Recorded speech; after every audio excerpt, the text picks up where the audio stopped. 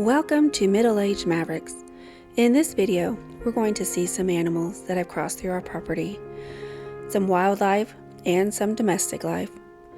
Also, that little fox comes back, which was a great thing to see. We do capture a wild mountain man, and finally, machines take over our property. I'm just kidding. That was a glimpse into what happens next. We get our septic tank put in.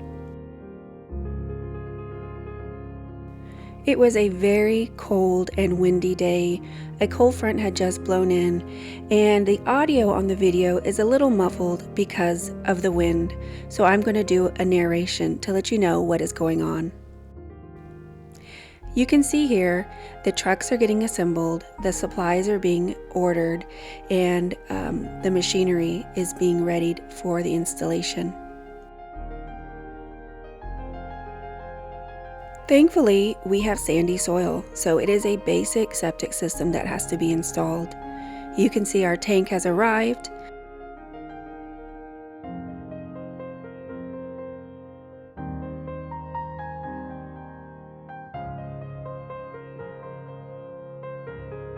Here is the rock that goes along the lateral lines that helps facilitate drainage.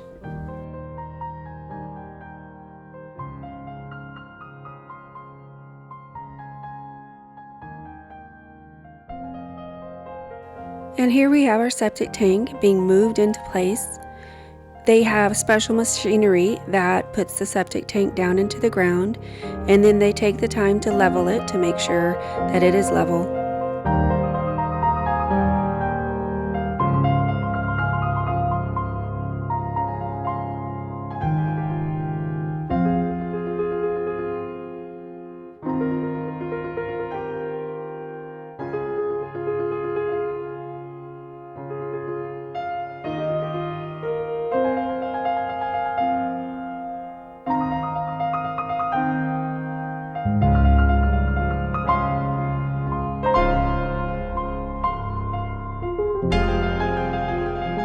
Once the tank was leveled, they bring the rock over to the lateral lines and cover that, and then they will end up covering up all of the area so that none of the pipes are exposed, none of the tank is exposed.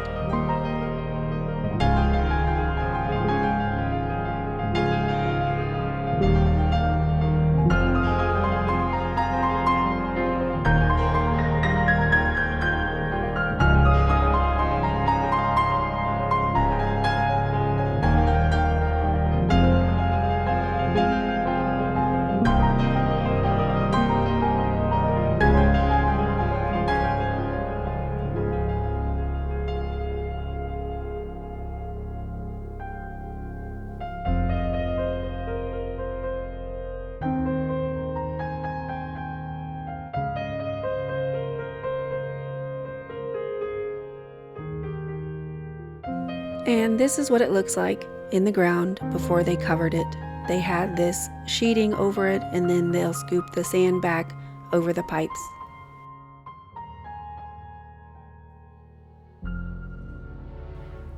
So this is the septic tank prior to it being covered. Those green things on top, I don't remember what they're called, will stick up so that we know the location of the septic tank. We had an additional option when we had the septic tank or the septic system planned. We wanted a line that would run from the RV to the tank because we plan to live in the RV for a while as we build our house.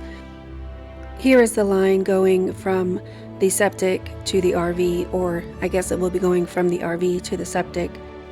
There was enough elevation difference from the RV to the septic tank, so it was beneficial to get that line put in. And as you can see here, Gumet is walking us around the RV, and you can see the spot where it comes out of the ground. And there you have it. We have our septic installed and our lines installed. So here is an overview of where the lateral lines would be. Unfortunately, this video, this drone footage, is very short because I crashed the drone.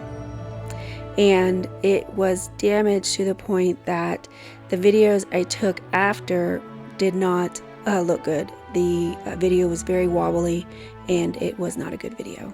So I'm going to have to troubleshoot my drone and figure out what went wrong. All right, so Uma is cutting a tree, and there's this substance coming out.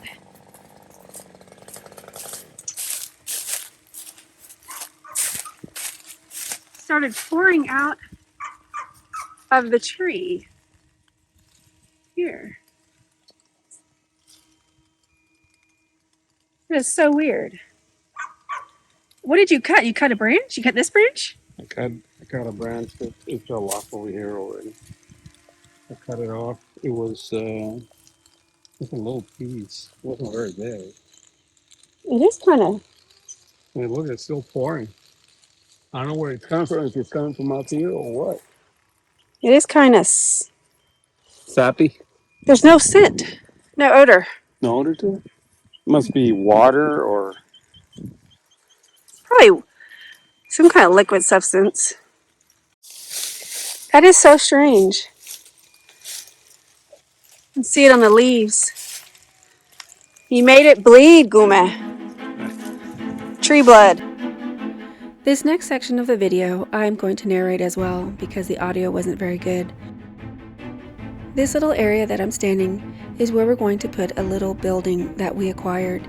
The land requires clearing and it requires leveling, and the plan was to cut a couple of these trees down.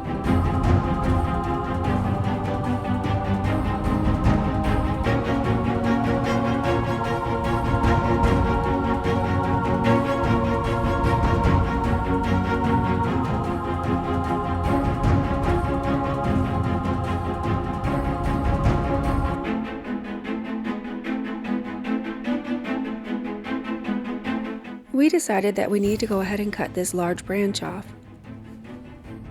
Gume decided to go get the chainsaw, bring the ladder, set that up, get the chainsaw started, and he goes ahead and plans to cut the branch down.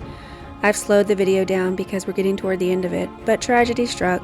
The tree branch was actually dead, and when he started to cut into it, it broke off and fell into the ladder and into Gume. He ended up falling from the ladder and having an injury. Unfortunately, we were not able to finish any of our work. Gume was not severely injured, but he does require a little bit of time of recuperation. I want to thank you all for watching our video and for following us along on our journey.